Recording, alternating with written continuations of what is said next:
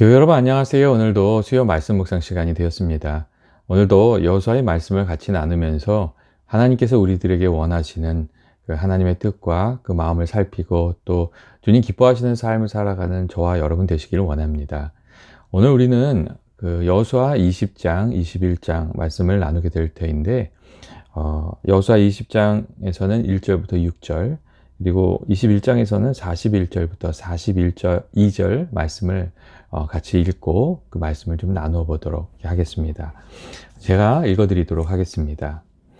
여호와께서 여호수아에게 말씀하여 이르시되 이스라엘 자손에게 말하여 이르기를 내가 모세를 통하여 너에게 말한 도피성들을 너희를 위해 정하여 부지 중에 실수로 사람을 죽인 자를 그리로 도망하게 하라.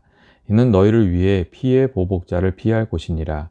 이 성읍들 중에 하나에 도피하는 자는 그 성읍에 들어가는 문 어귀에 서서 그 성읍의 장로들의 귀에 자기의 사건을 말할 것이요 그들은 그를 성읍에 받아들여 한 곳을 주어 자기들 중에 거주하게 하고 피의 보복자가 그의 뒤를 따라온다 할지라도 그들은 그 살인자를 그의 손에 내주지 말지니 이는 본래 미워함이 없이 부지 중에 그의 이웃을 죽였음이라. 그 살인자는 회중 앞에 서서 재판을 받기까지 또는 그 당시 대제사장이 죽기까지 그 성읍에 거주하다가 그 후에 그 살인자는 그 성읍 곧 자기가 도망하여 나온 자기 성읍 자기 집으로 돌아갈지니라 하라 하시니라. 21장 41절과 42절 말씀입니다. 레위 사람들이 이스라엘 자손의 기업 중에서 받은 성읍은 모두 48성읍이요 또 그 목초지들이라. 이 각 성읍의 주위에 목초지가 있었고 모든 성읍이 다 그러하였더라. 아멘. 교회 여러분, 오늘 우리가 같이 읽은 성경의 말씀은 이 도피성에 대한 말씀과 레위 자손들이 기업을 얻게 되는 그런 말씀입니다. 이 12지파에게 땅을 분배한 후 하나님께서는 여호수아에게 도피성을 정하라고 말씀하셨습니다. 일찍이 하나님께서는 모세에게 가나안 땅에 들어가게 되면 도피성을 두라고 이렇게 하셨는데 출애굽기 21장 13절 그리고 민수기 35장 그리고 신명기 4장과 19장을 보면 이 도피성에 관한 내용이 계속해서 나오는 것을 우리가 살펴볼 수가 있습니다. 이 가나안 땅에서 땅의 분배가 다 끝나게 되자 하나님께서는 여호수아에게 도피성을 정하라고 이렇게 말씀을 하셨고 원한이나 고의성이 없이 실수로 사람을 죽인 사람이 그곳으로 가서 피하고 또 생명을 건질 수 있도록 그렇게 하셨습니다. 오늘 여호수아 20장 1절부터 3절 말씀이 그 말씀입니다. 그 말씀을 보시면 하나님께서 도피성을 너희를 위해서 정하라 이렇게 하시는 말씀이 있고 또 부지 중에 실수로 사람을 죽인 자를 그리로 도망하게 하라. 피의 보복자를 그가 피하게 될 것이다. 이런 말씀하고 계신 것을 우리가 읽을 수가 있습니다. 하나님께서 이렇게 이스라엘 백성들 가운데 도피성이 있게 하셨습니다. 그런데 이 도피성이 있다고 해서 아무나 그곳에 들어갈 수 있는 그런 것은 아니었습니다. 이 살인할 의도가 없이 부지 중에 실수로 사람을 죽였을 경우에만 이 도피성으로 피하여 목숨을 부지할 수 있었습니다. 신명기 19장을 보면 그러한 예가 나옵니다. 두 사람이 그 도끼질을 하다가 한 사람이 도끼에서 날이 빠져나가서 그 다른 사람이 거기에 맞아 죽는 그런 이야기가 나옵니다. 아무런 미운 감정도 없고 함께 일하던 동료였는데 이 갑작스러운 사고로 또 실수로 이 살인자가 된 것입니다. 이런 경우에는 도피성에 들어가서 자기 목숨을 건질 수 있었습니다. 반면에 고의로 사람을 죽인 경우는 도피성에 들어갈 수가 없었습니다.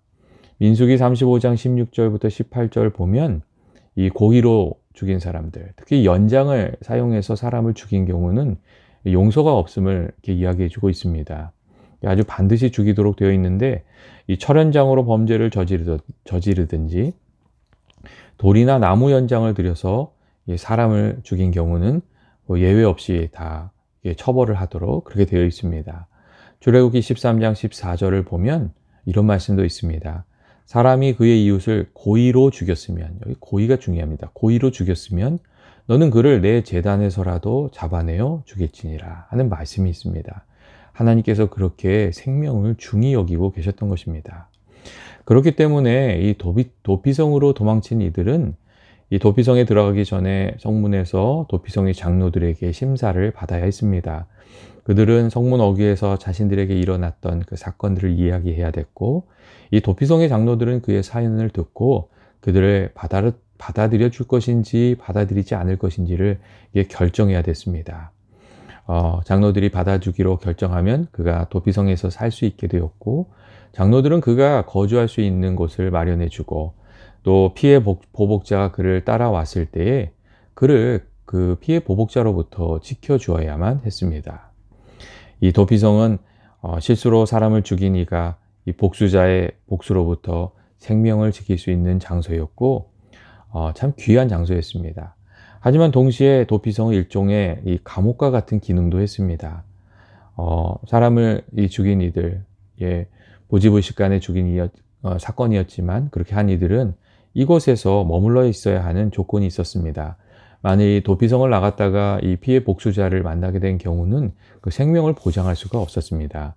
도피성에 피신한 사람들은 오랜 시간 동안 가족들과 떨어져서 살면서 자신의 실수에 대한 값을 치러야 했고, 이 정당한 재판을 받아서 무죄를 선고받든지 아니면 당대의 그 대제사장이 죽을 때까지 이 도피성에서 살면서 자신의 죄에 대한 대가를 치르면서 살아야 했습니다. 하나님께서는 도피성을 통해서 이 도피성을 만들게 하심으로 이 재판 없이 사람을 죽이는 그런 복수가 일어나지 않게 하셨고, 또 단순한 실수로 인해서 생명을 잃게 되는 그런 좀 억울한 일도 일어나지 않도록 그렇게 하셨습니다. 하나님께서 그렇게 하신 이유는 우리 인생에 실수가 없을 수 없다는 것을 하나님께서 아시고 계셨기 때문에 그렇게 하신 것입니다. 특별히 오늘 말씀을 보면 이 피해 보복자라는 단어가 나옵니다. 이 단어는 이 피해 보복자에서 이 보복자라는 단어는 고엘이라는 그 단어인데, 이 고엘은 한 가문에 어려운 일이 있을 때 그 문제를 해결하고 그 한 가문을 지켜갈 책임과 권리가 동시에 있는 사람을 의미하고 있습니다. 이 고엘이라는 히브리어는 무르다, 되찾다, 회복하다, 보복할 자이다 라는 의미를 가지고 있는데, 가까운 친족 중에 어려운 일이 일어났을 경우 그 일을 해결할 의무와 권리가 이 고엘에게 있었습니다. 예를 들어서 고엘에게는 한 가정의 그 가장이 죽었을 경우 그 남은 가족들을 책임지고 이렇게 살펴주고, 또 대를 이을 사람이 없는 경우는 그 대를 이어줄 그 권한과 책임이 같이 있었습니다.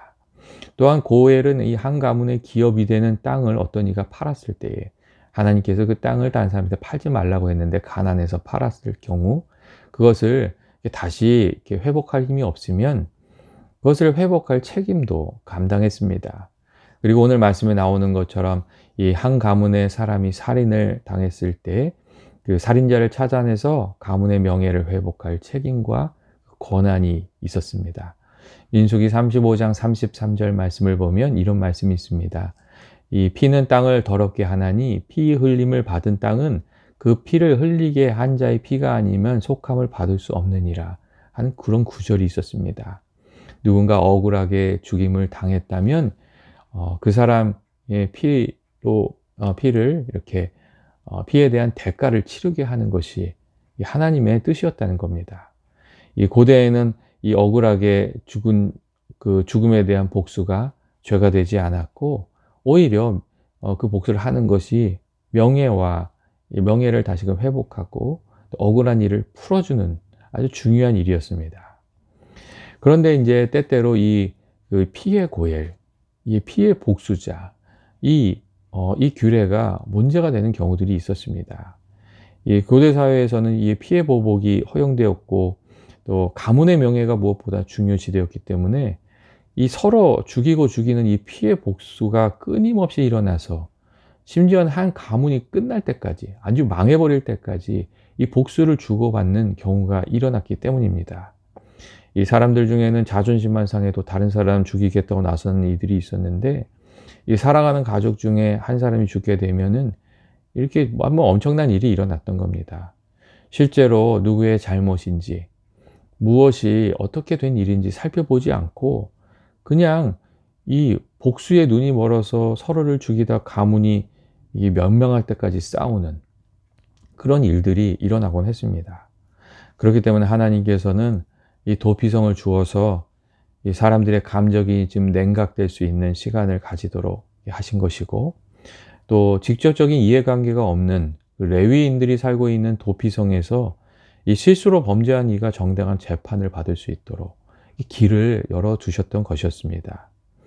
이 도피성은 사적 보복이 인정되는 사회에서 서로 흥분해서 돌이킬 수 없는 싸움이 일어나거나 또 억울한 죽음이 일어나지 않도록 하나님께서 만드신 그런 방법이었습니다. 이스라엘 백성들은 이러한 하나님의 뜻을 따라서 6개의 도피성을 이렇게 만들게 됩니다. 요단강 동편에 3개, 또 요단강 서편에 3개, 이렇게 전체 6개를 만듭니다.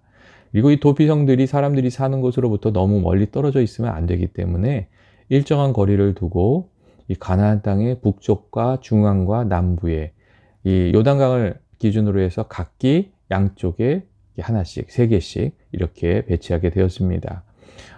먼저 이 요단강 서편의 북쪽에는 납달리 지파의 게데스가 도피성이 됐고, 중앙에는 에브라임 지파의 세겜, 남쪽에는 유다 지파의 기럇 아르바, 헤브론이 도피성이 되었습니다.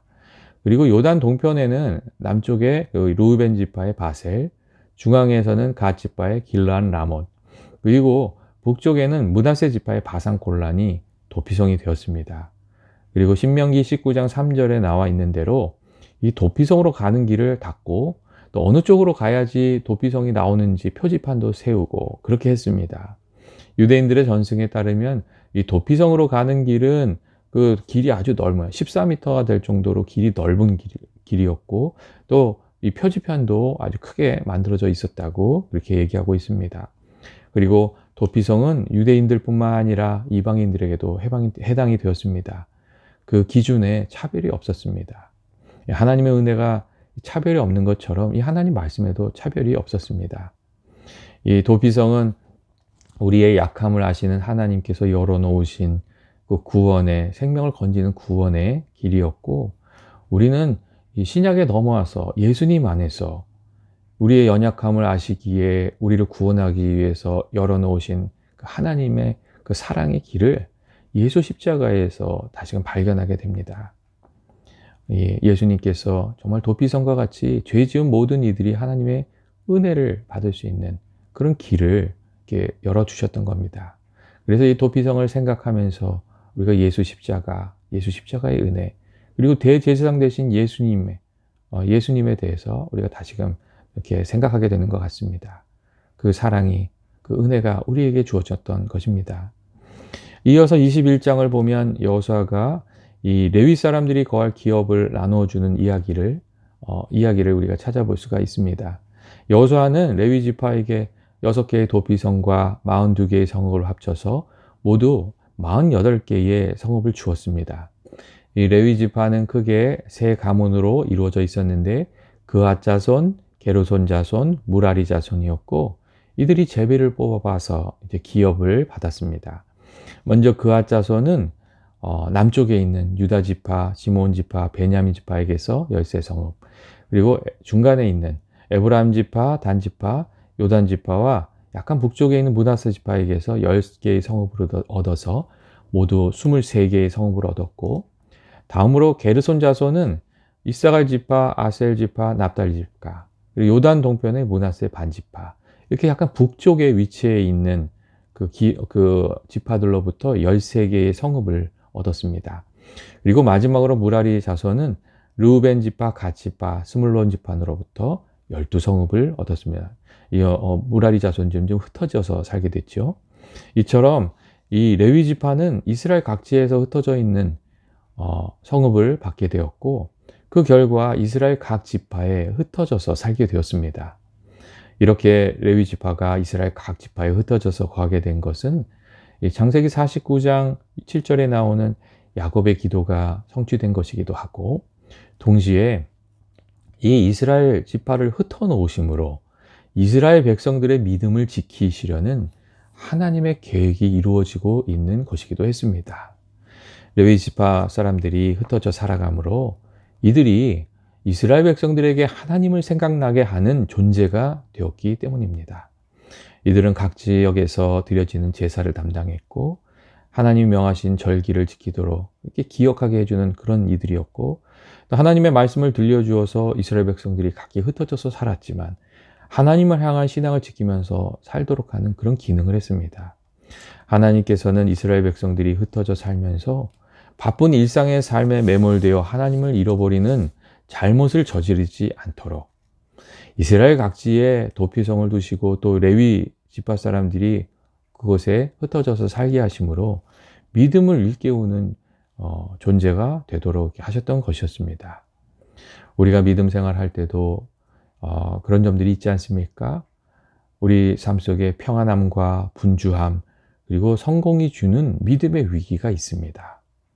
이 바쁜 일상에 이렇게 사로잡히다 보면 믿음 생활이 자꾸 뒤로 밀리면서 어느 순간 믿음 생활을 완전히 잊어버리는 경우도 있고, 또 어려울 때는 신앙으로부터 깨어 있었는데 어려운 문제들이 다 해결되고 나서 형통하게 된 이후에 이 교회에서 멀어지고 하나님으로부터 멀어지는 경우가 적지 않습니다.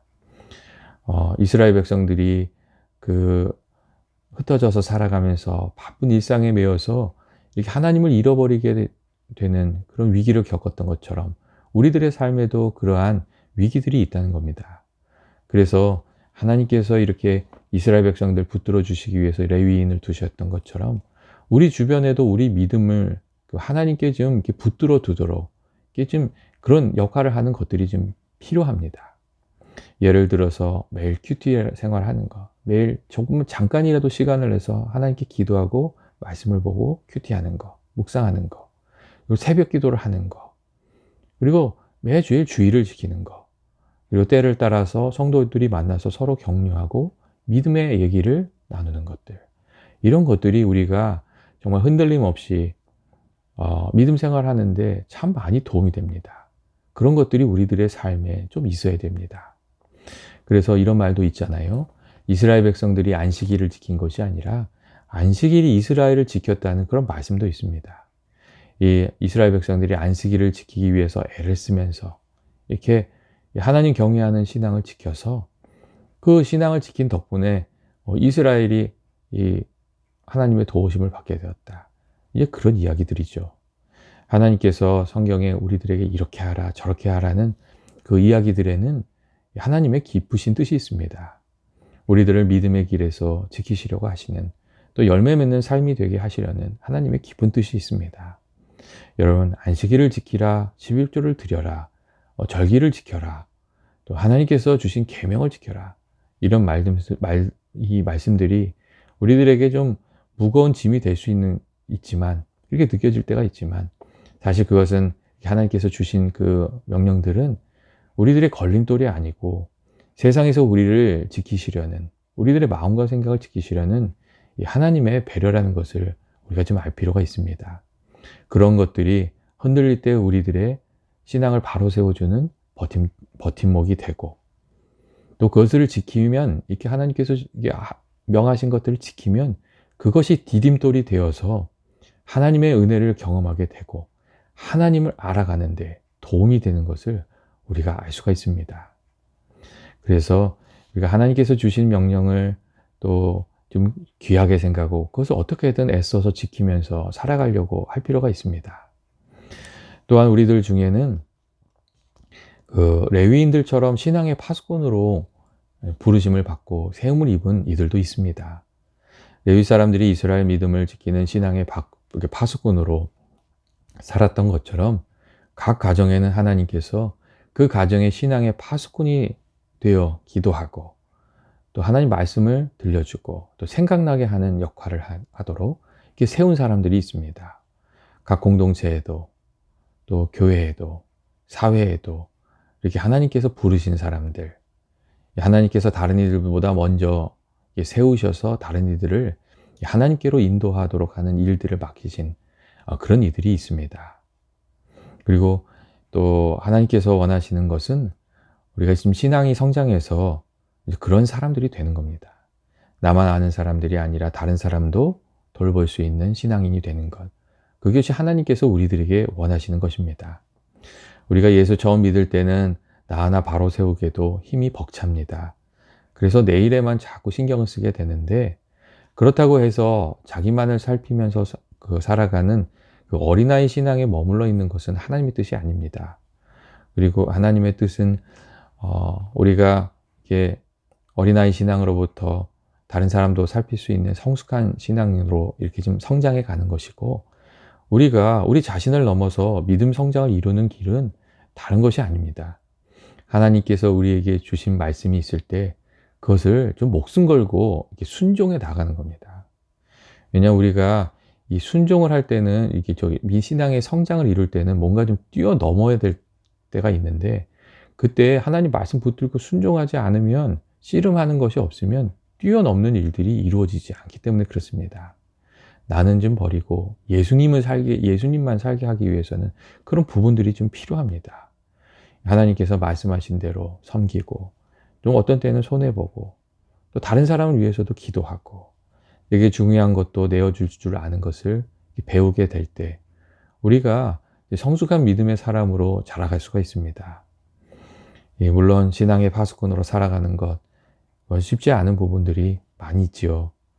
내 기도하기도 바쁜데 하나님께서 다른 사람 위해서 기도해 주라고 할 때 다른 사람 위해서 기도해 줘야 되고, 또 섬기라 하면 좀 섬겨야 되고, 그런 부분들이 많이 있습니다. 그런데 우리가 그 하나님께서 주신 그 사명을 잘 감당하면 하나님께서 주시는 은혜도 알게 됩니다. 사명과 함께 우리가 하나님의 은혜도 받게 됩니다. 하나님께서 우리와 함께 해주시고, 우리를 도와주시고, 우리의 기도에 응답해 주시고, 또 하나님께서 레위 사람들의 기업이 되어주셨던 것 같이 우리의 그 복의 기업이 되어주시는 것을 우리가 알게 되는 겁니다. 우사가 경솔한 행동으로 하나님의 궤를 옮기다가 죽음을 당했습니다. 그리고 우사의 죽음을 본 사람들은 하나님의 궤를 두려워하게 되었고, 하나님의 궤를 모시는 것을 꺼려했습니다. 그래서 하나님의 궤가 오벳 에돔의 집에 가서 머물게 되었습니다. 그리고 오벳 에돔에 하나님의 궤가 머무는 동안 오벳 에돔은 정말 하나님이 주시는 큰 복을 누리게 되었습니다. 하나님의 궤를 모심으로 큰 복을 받았던 오벳 에돔처럼 우리들도 하나님께서 주신 그 일들, 섬김의 사명들 묵묵히 잘 감당하면 하나님께서 주시는 큰 은혜를 누리며 살게 될 것입니다. 교회 여러분, 하나님께서는 우리들을 사랑하시고 또 우리들이 하나님 안에서 살기를 원하십니다. 어떻게든 하나님 안에서 우리가 살아가기를 하나님 원하십니다.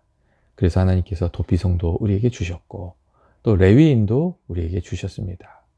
그리고 또 그 과정을 통해서 하나님 가까이 하면서 하나님 은혜 누리면서 살게끔 하셨습니다. 우리가 얼마만큼 거리를 두고 살아가고 있습니까? 하나님과 가까이 하면서 하나님 은혜 누리면서 살아가는 저와 여러분이 되시길 주의 이름으로 축원드립니다. 같이 기도하겠습니다. 사랑과 은혜 많으신 하나님 아버지, 오늘 저희들이 도피성과 레위인들을 기업을 분배받은 이야기를 같이 나눴습니다. 실수와 실수가 정말 너무 많은 우리들을 위해서 하나님께서 도피성을 이렇게 세우라 하신 그 하나님의 마음, 그 마음을 우리가 깨달아 알게 하여 주셔서 하나님의 사랑에 늘 감사하면서 살게 해주시고, 또 레위인들을 이스라엘의 신앙의 파수꾼으로 세우신 하나님의 뜻도 우리가 좀 깨달아서 우리가 늘 주님을 가까이 섬기며 또 우리 자신이 또 누군가에게 신앙의 파수꾼으로 살아갈 수 있게 하여 주옵소서. 주께서 연합의 모든 교우들을 늘 불꽃 같은 눈으로 살피시고 돌보시고 도우시고 또 인도해 주시기를 간절히 원하오며 예수님의 이름으로 기도합니다. 아멘. 교회 여러분, 오늘도 수고 많으셨습니다. 하나님께서 은혜 주셔서 모든 피곤은 다 씻어져 내려가게 하시고 또 회복되어서 또 내일 하루도 살게 되기를 원합니다.